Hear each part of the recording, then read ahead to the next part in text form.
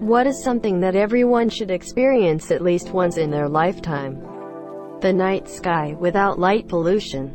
Seeing the Milky Way bright and clear in all its glory is an unbelievably inspirational experience. Got that experience in the Navy? When you hit that spot in the middle of the Atlantic where there's no significant human population for at least 1,000 miles in all directions. The night sky is absolutely breathtaking. Being taught by a good teacher who is passionate about the subject and the students. Being financially stable. A meteor shower away from the lights of the city. Edit. Rip my inbox. Thanks for the silver. Just looking at the stars far away from the city is an entirely different experience. Same with hearing the loudness of nature on a warm summer night. Seeing the ocean. Yes. It may not seem like a big deal to people that live near it, but as someone that was born and raised in the Midwest, it took me 30 years to get to an ocean and it blew my mind. I live 30 minutes from the ocean, so I find this highly disturbing. Getting their ass kicked in something they originally thought they were good at, it's truly a humbling experience. Oh my god, I'm so good at Smash Bros. Quote. Gets utterly stomps online. Oh my god, I am so bad at Smash Bros. Quote. Closing 76 tabs after a school project. Ah, so that's what people call it nowadays. Staying up all night chatting with a friend about anything and everything. Nothing quite like it. Also taking a really satisfying crap that's been bothering you all day. Feeling loved. Edit. To anyone out there who feels unloved, know that there is likely someone out there who does love you. If not romantically, then in how they'd miss you if you were gone. In how you brighten their day with your presence. In how they look forward to seeing you and are glad you were here. Go out and find these people and invite them deeper into your life. Love is something that comes back to you strongest when you give it freely. P.S. Thanks for the gold. I know we just met, but I love you. When do we get married? Sex first, answer later. Walking about really late at night with one good mate and just talk about life, etc. There's just something so soothing and calm about it. Edit. Holy crap. Thanks for my first gold and silver, kind stranger. Just woke up and did not expect this to blow up as much as it did. Also rip my inbox, lol. Did this a lot as a teenager with my buddies. We still do when we all meet up in our hometown. Our parents thought we were smoking, drinking, being miscreants. A sunrise on the beach. Edit. Thank you for the silver. How about a sunset on the beach? Greater than just the three of us. You, me, and this brick wall that you built between us. 8 hours of sleep. Restful sleep. I had 10 hours last night, but it didn't do me any favors. Edit. Getting comments about sleep apnea or other issues. I'm fine. I know why it happened.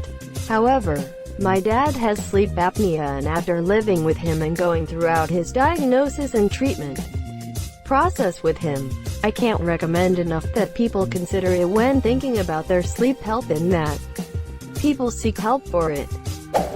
To be loved. I mean, really loved by someone other than a family member.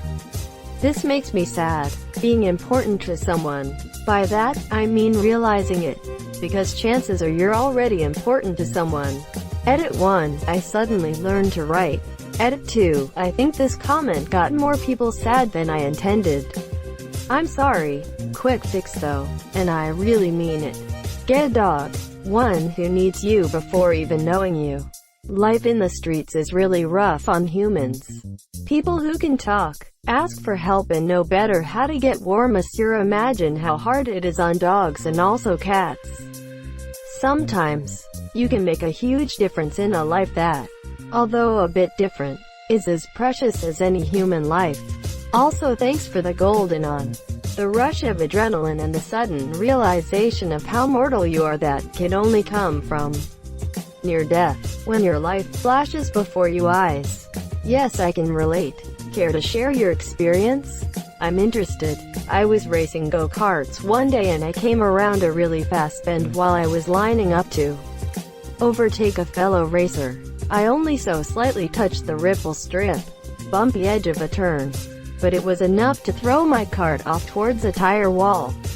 Unfortunately for me, it had been raining for a few weeks beforehand and the mud and silt had made their way into the tire barrier. It had hardened and turned the tire wall into a concrete wall. I hit the slight bend with so much speed that I was unable to do anything but just watch the tires approach. Didn't have time to brace. I recall it going quite slow and taking an eternity. But eventually I hit the wall and was instantly unconscious. I woke up on top of the wall for a second, then lost consciousness again. Next time I woke up, I was in the back of an ambulance. It was surreal. Apparently, if I was slightly shorter, I would have crushed my ribs and lungs against the steering wheel and probably lost my life. The warmth of another body. And to mix it up now and then, the clamminess of a cold one.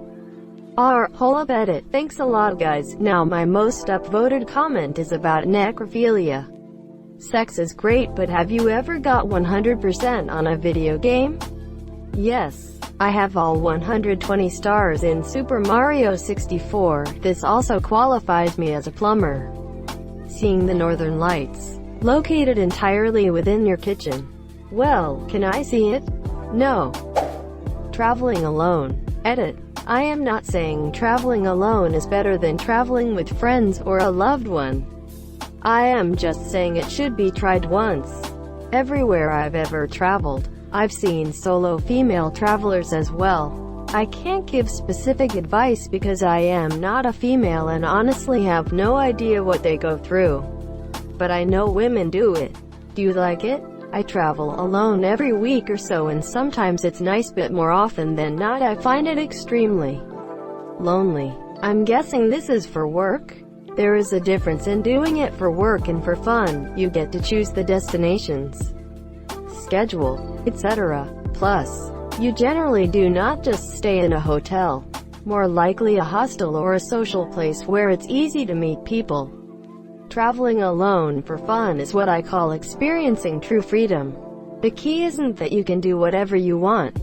More like, you are the one setting your own limits and it feels great. Have a late night talk or hang out with your friends without getting absolutely trashed.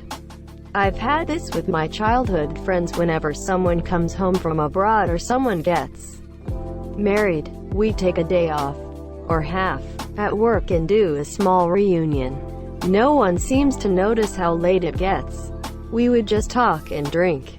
Alcoholic and non-alcoholic. No pressure on which ones to get. Play board games. Listen to someone play the guitar. Reminisce school. Talk about the future. Anything goes. I feel like everyone should at least experience this. It's so chill. Living alone. All I did was fap and binge TV. You forgot the part where I was too lazy to cook, so it was just junk food. Or the part where I smoked weed alone and starved every day cause meals weren't important anymore. Sleeping under a starry sky. Mosquitoes. Well, they are not everywhere and in every moment of the year. Winking face. Jumping from a safely high cliff into deep water. That first breath when you swim back up and reach the surface of the water is something special.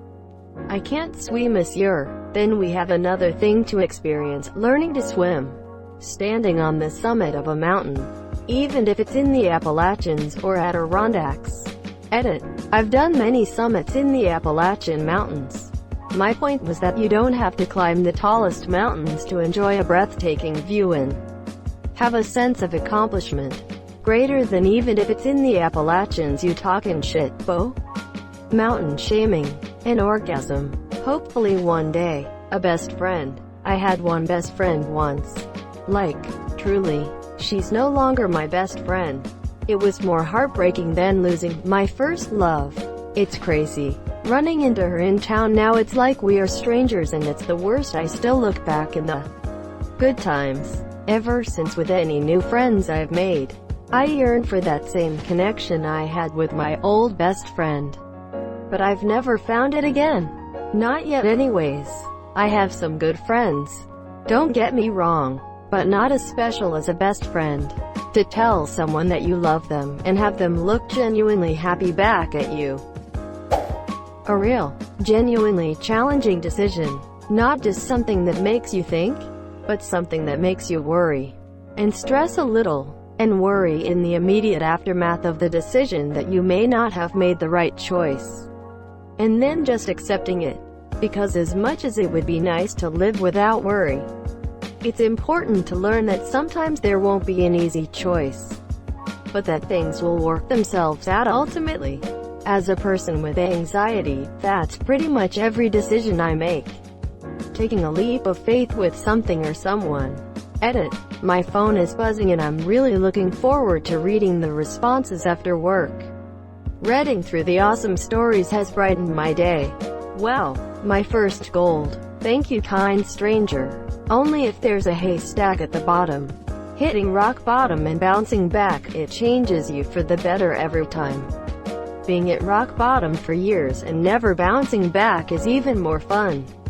I've PFFFFFTHHHT been PFFFFFTHHHT living PFFFFFTHHHT at rock bottom PFFFFFTHHHT for so long.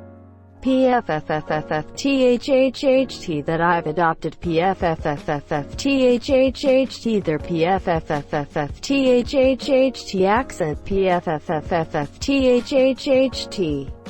Thank you so much for watching and have a good day.